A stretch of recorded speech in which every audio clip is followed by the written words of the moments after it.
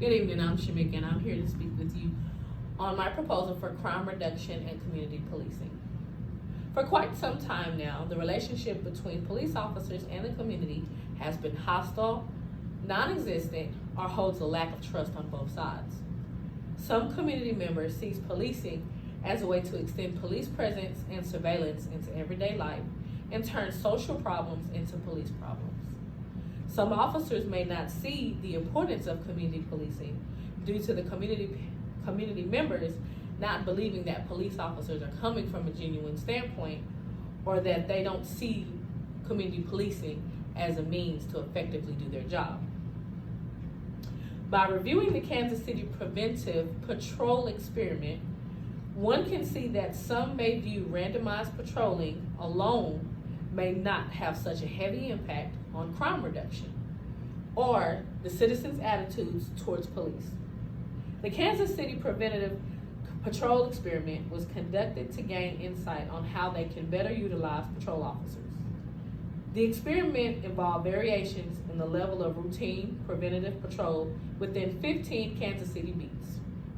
These beats were randomly divided into 3 groups. In 5 reactive beats, routine preventative patrol was eliminated and officers were instructed to respond only to calls for service. In 5 control beats, routine preventative patrol was maintained at its usual level of only 1 unit per beat. In the remaining 5 proactive beats, routine preventative patrol was intensified by 2 to 3 times its usual level through the assignment of additional patrol units and through the frequent presence of those units from the reactive beats. The experiment collected its data from victimization surveys, departmental reported crimes, departmental arrest data, and a survey of business and attitudinal surveys of both households and businesses, and a survey of citizens that were engaged in the experiment along with the police officers. The experiment found that the 3 types of experimental patrol conditions appeared not to have an effect on crime occurring in the area, and that the citizens' feelings of security was heightened the way most officers and the public tend to assume they do. All stakeholders would see benefit in this solution. Those who would benefit from finding a solution to crime reduction and community policing would first and foremost be the citizens of the city, business owners, and the police department. The approval from the proposed solution would come from the police department administration, whom would also need the approval from the mayor and city manager to fund if required. If the solution is not found, trust and legitimacy will continue to be in discord between police and the community. Crime will not be reduced to some degree.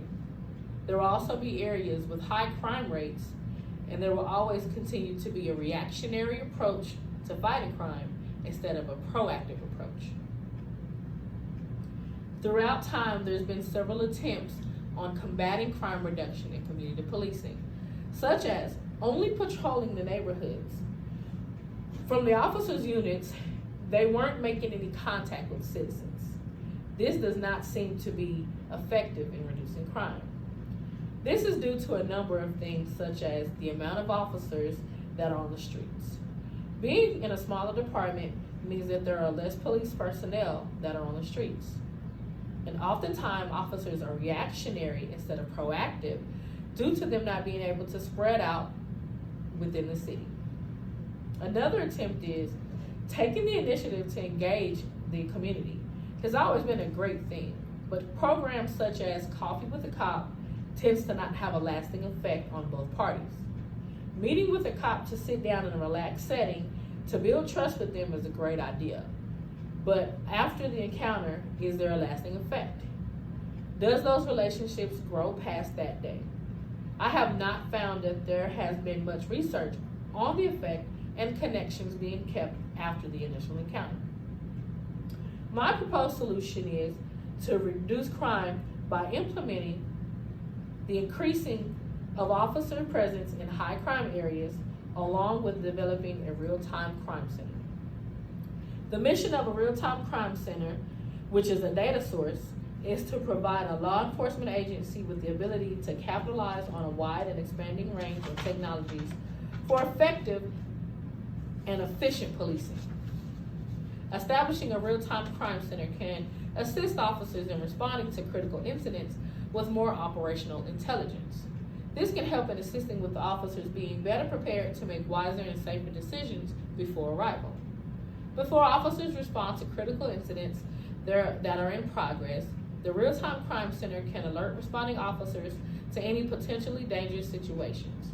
This can be done by using information from several data sources, such as public and private video footage, commercial records, computer-aided dispatch, record management, and other proprietary systems. This creates a central hub that enhances the law enforcement situational awareness. By keeping track of the Real-Time Crime Center incoming information, one can use the information from arrest records, victimization surveys, crime reports, and gaining insight from officers that are placed in the high crime areas. One will be able to observe if the solution was working. The success criteria for the solution would be to see a decrease in crime, fewer calls for service, and a sense of security for the community.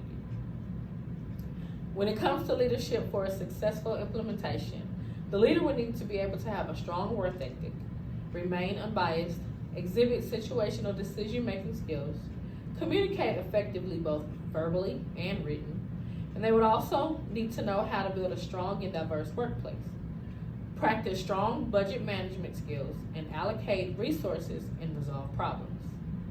The relevant human resource consideration that will need to be applied for successful implementation would be training, technological competency, record keeping, budget management, and aligning the proposed strategy with internal and external factors.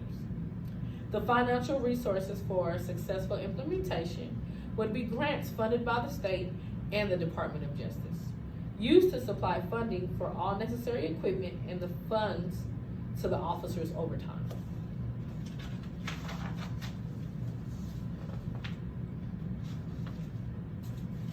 The time frame for a successful implementation for the Real-Time Crime Center would ideally be a year to implement. Most real-time crime centers are set up in high crime areas, which is majority taking place in areas with minorities. By having a diverse group of officers present in those areas, it may quell some tension and discord between police and the community. With the development of the Real-Time Crime Center, it is a response to provide immediate information to officers during each call for service.